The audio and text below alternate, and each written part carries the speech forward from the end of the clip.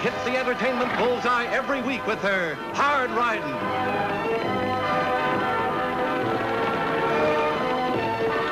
Street shooting.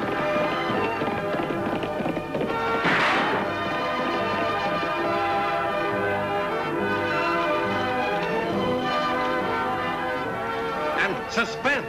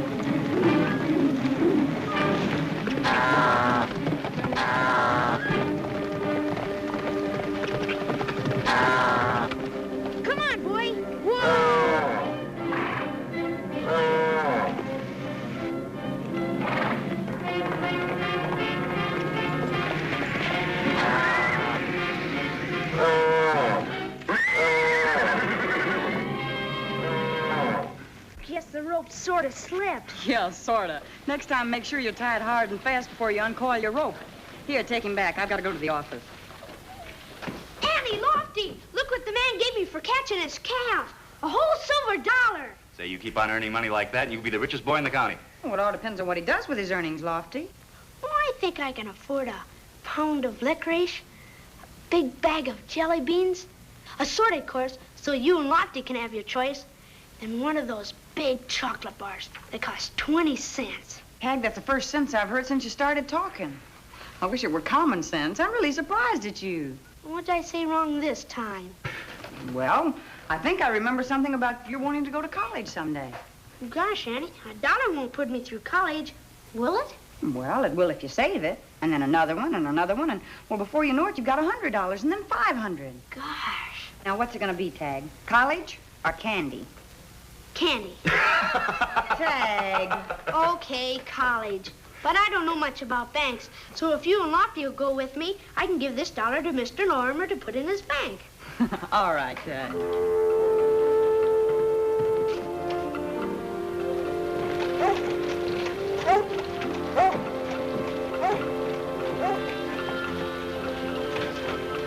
Believe me, Mr. Lorimer, this is one part of being a bank examiner that I don't like. But the safety of the depositors must come first. Yes, of course, Mr. Pollard, I understand that, but this whole thing just leaves me flabbergasted. Well, if I were you, I'd try and keep it quiet. News like this gets out, you could have a run on the bank. Now, everything will be all right if you'll just give me a little time. Time? Mr. Lorimer, I'm afraid the most I could promise would be 5 days. Goodbye, sir.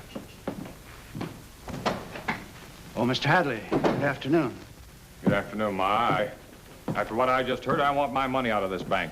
Every red cent of it. Now, Hadley, don't fly off the handle. Give me a chance to explain. Explain nothing. I want my money now and in cash. You're not going to get it by manhandling me. I'll get it all right if I have to get it myself. Just a minute, Hadley. Take it easy. Who told you to come butting in? I said take it easy. What's trouble, Mr. Lorimer? Hadley came in here and demanded his total balance, and when I tried to talk to him, you saw what happened. Well, doesn't a depositor have to give notice by law? Yes, but I'm not hiding behind any law. If you start helping yourself to that money, I'm going to lock you up. It's my money. If I ever get it. You'll get your money, if Mr. Lorimer says you will. And I do. It may take a little time. Well, it won't take me a little time. You'll see. What brought all this on? The bank's in trouble, Annie. Come into the office. I'll show you what I mean. Then this is not a genuine government bond. Counterfeit. Absolutely worthless. And you have no idea how they got in your vault in place of the real bonds? Not the slightest. Like every bank in the country, we got our bonds from the district distributor. And in our case, the Mesa City Bank, where Mr. Brown is president. I see. And nobody but you opens the bond drawer in the vault? No, I keep the keys with me all the time. Just the same, I still want to put my dollar in your bank. Tagg, right now, that's the nicest thing anyone could say to me. I'm going to try to make up the loss. But to do so, I'll have to sell my own holdings. And if I'm forced to sacrifice them in a sale to meet a deadline, I won't get 50 cents on the dollar. Not enough to save our depositors from a heavy loss. I've known a lot of men, decent ones too, that wouldn't go that far. If they'd just give me a little more time, but if they start a run on the bank now, we'll all be wiped out.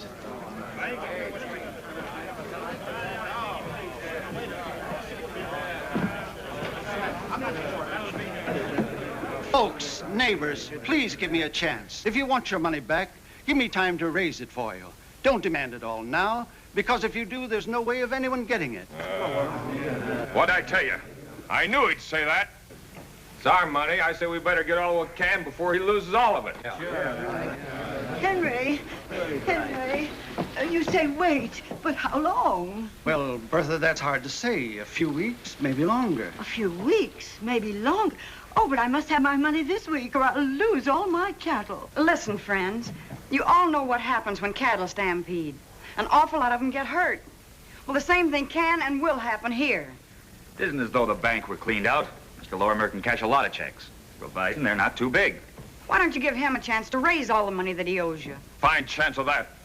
Look, why don't you all go back home and figure out the least amount of money that you'll need for, say, a week, and then come back, and Mr. Lorimer will cash all of your checks for you tomorrow. Oh, sure. By tomorrow, Lorimer will be 100 miles away. I say it's our money. Let's get it before Lorimer steals the rest of it. Yeah, Stanley, I've heard just about enough out of you. If they paid you what you're worth, you shouldn't have 10 cents in this bank. I'm going in.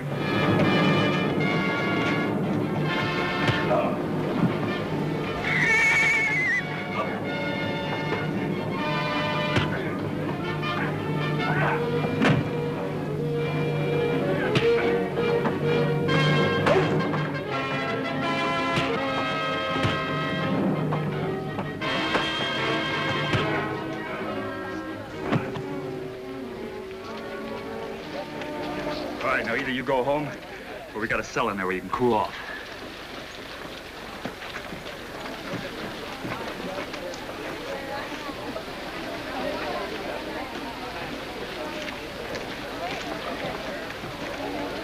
Please don't cry, Bertha. I can't help it.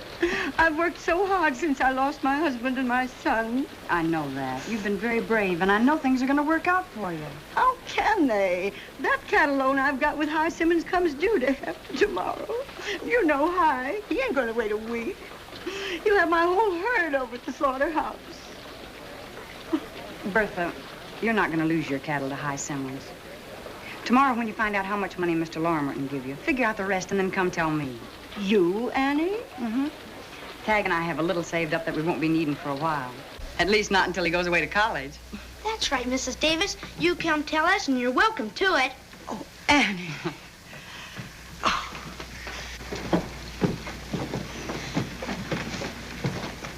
Oh, women. All they ever think of is kissing. Annie, Lofty, I can never thank you enough. No need to thank us. Our job hasn't started yet. We have to figure out how you got those counterfeit bonds. We certainly do.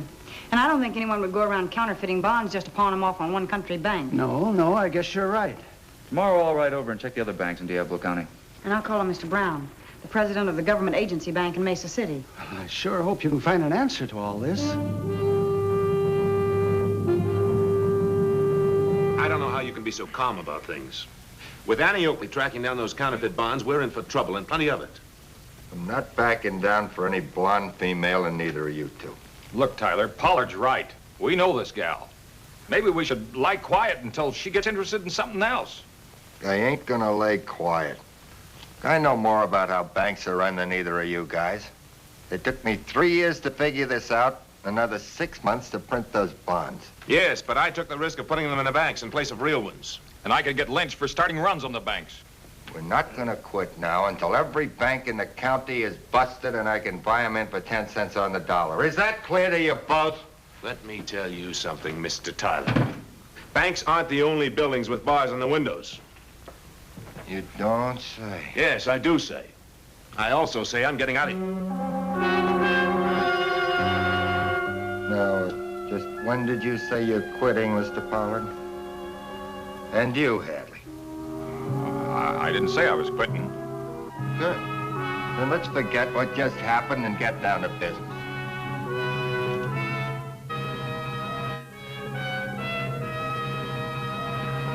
Miss Oakley, I can't tell you how awful I feel hearing about Lorimer's bank. Somehow, I feel it must be my fault. Your fault?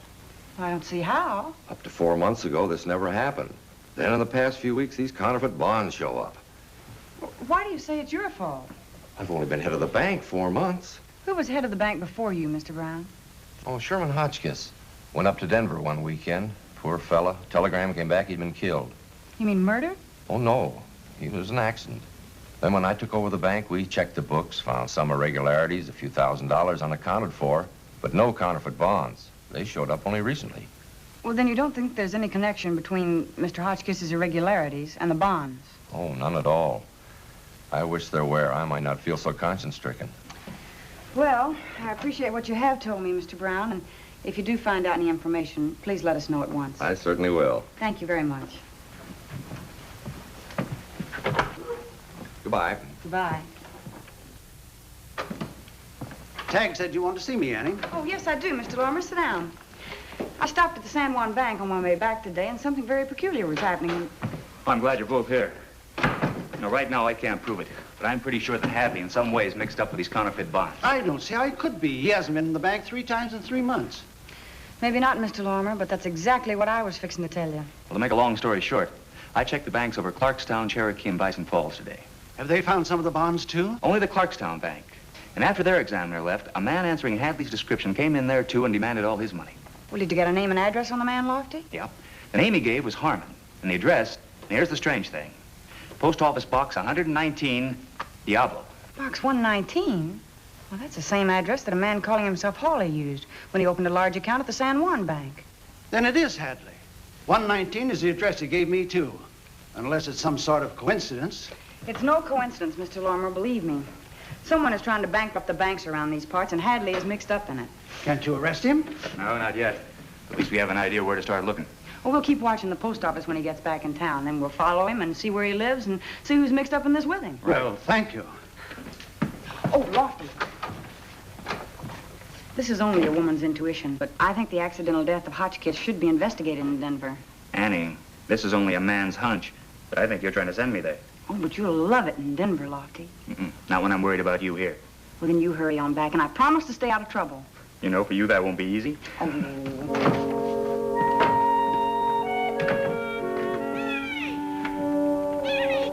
Been watching the post office like you told me to. Hadley just left. Look, there he goes. I'll have to use this buckboard before I lose him. If Lofty comes back, tell him where I've gone. All right, sis.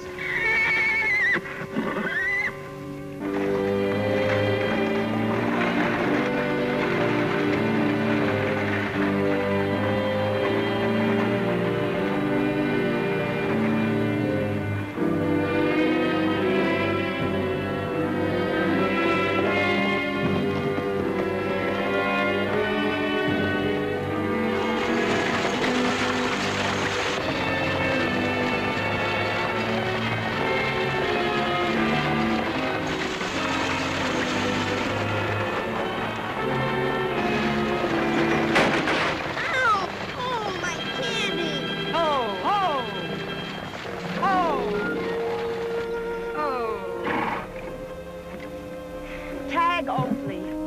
Sometimes I wish I believed in spankings. Good gosh, Annie, I have a right to know what's going on. It's my daughter that's in Mr. Lorimer's bank. Now, what are you aiming to do? You want me to be a gentleman, don't you? Of course. Well, my teacher says a gentleman always does the driving when he's out with a lady. All right, Tagg, you win both rounds.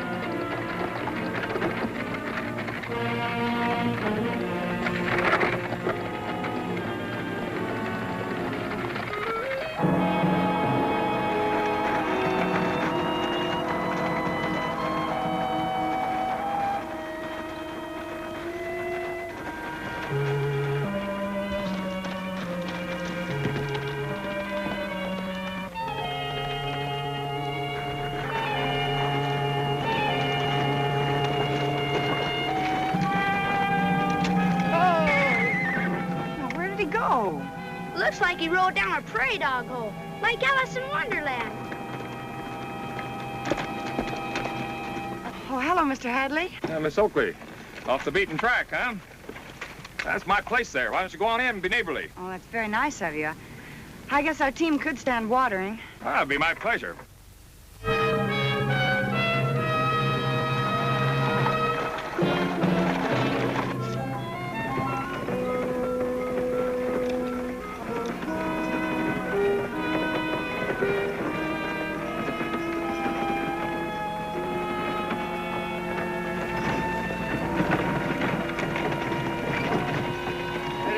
Mr. Hadley, I see you brought home some visitors.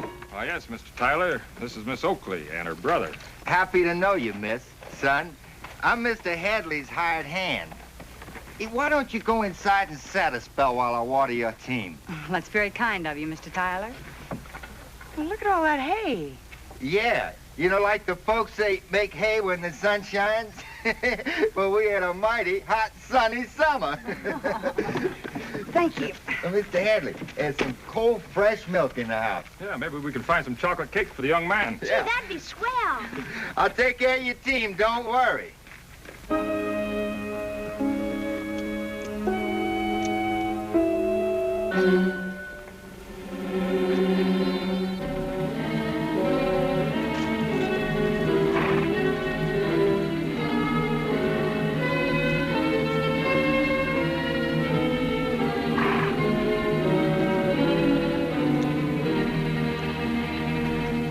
Thanks to both of you for being so neighborly. Yeah, the chocolate cake was swell. Oh, I'm glad you liked it. Come back for more anytime. Thanks. Bye. Bye.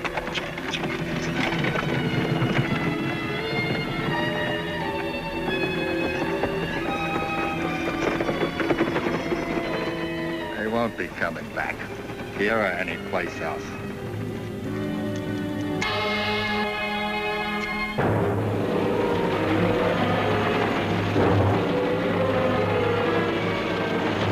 Hey, slow down. Whoa! Something's broken.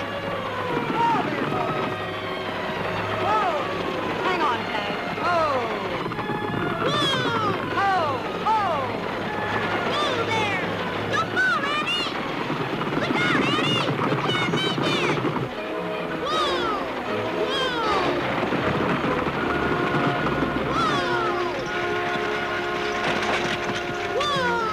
Whoa! Whoa, boy. That's what I call kind of close. Yeah, for a minute, I was almost scared. Yeah, but just for a minute. What do you think was the trouble, Annie? Wait, let's see. The line broke, and you can see why. It's been cut about 3/4 of the way through by a real expert. The pull of the team frayed the rest, and then it's separated. Now, who do you think would do a thing like that? A man that calls himself Mr. Tyler. He said he'd take care of our team. Well, when we get this fixed up and get back and find Lofty, there's a team of men back there that we're gonna take care of, and right. Well, if I had any doubts before, Annie, this trying to kill you and Tagg sure ends it. Yeah, what about that Mr. Hotchkiss you found out that didn't die in Denver? And probably nowhere else. No, I'm sure he's still alive somewhere. This whole thing is being engineered by somebody who knows banks, and Hotchkiss knows them very well. Well, your guesses have all been right so far, Annie, but we can't prove a thing. Not until we find Hotchkiss. He wouldn't dare be in this county. Somebody would recognize him. Not if he wore a full beard with eyeglasses. You mean like Mr. Tyler? Right. And we'd better get out to Hadley's place right now, but they still think we've been killed.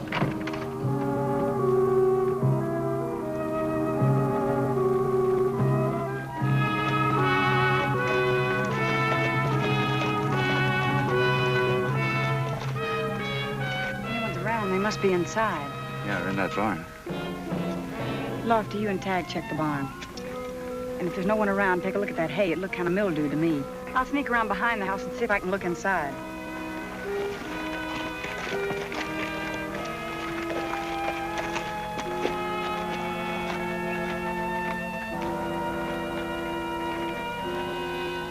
So you're still scared. Well, it's all set up to wreck all the banks I want. Now I don't need you anymore. Look, when I went in with you on this, all I was supposed to do was switch bonds when I was examining banks. I didn't figure on murder. Me neither. so just give us our share.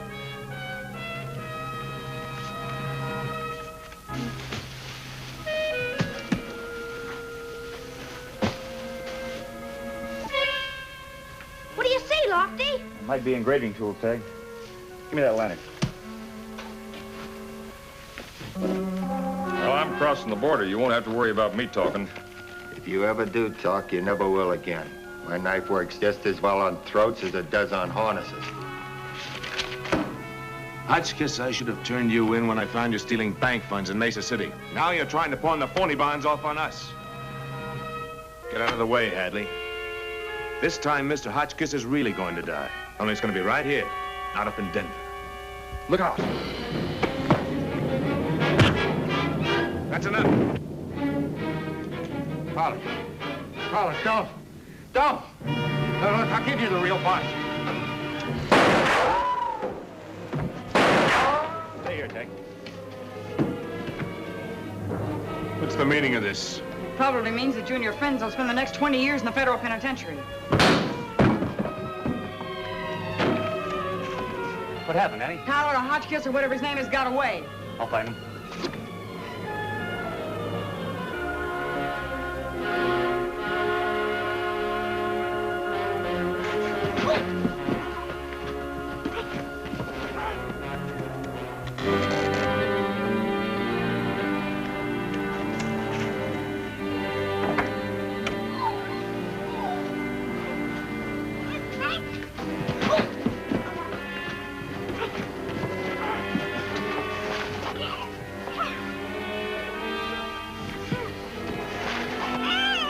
Mister, get down from there and make tracks, or I'll burn this place to the ground with the brat in it.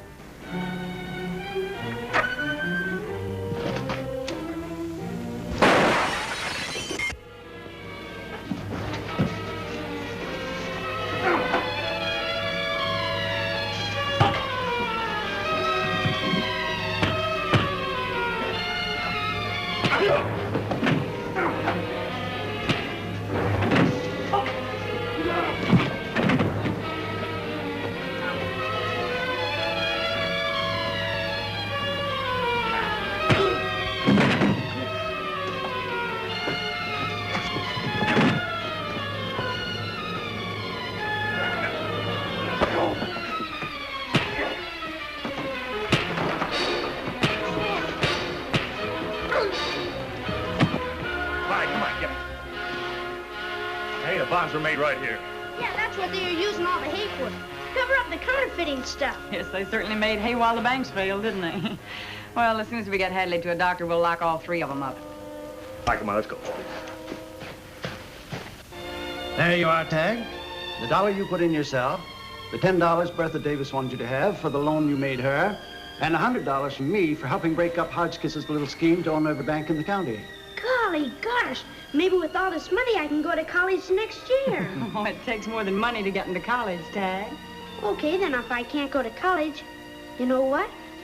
I'm gonna buy $111 worth of candy. Young man, if you buy $10 worth of candy with that money, you'll have to spend the other $101 for castor oil and doctor bills.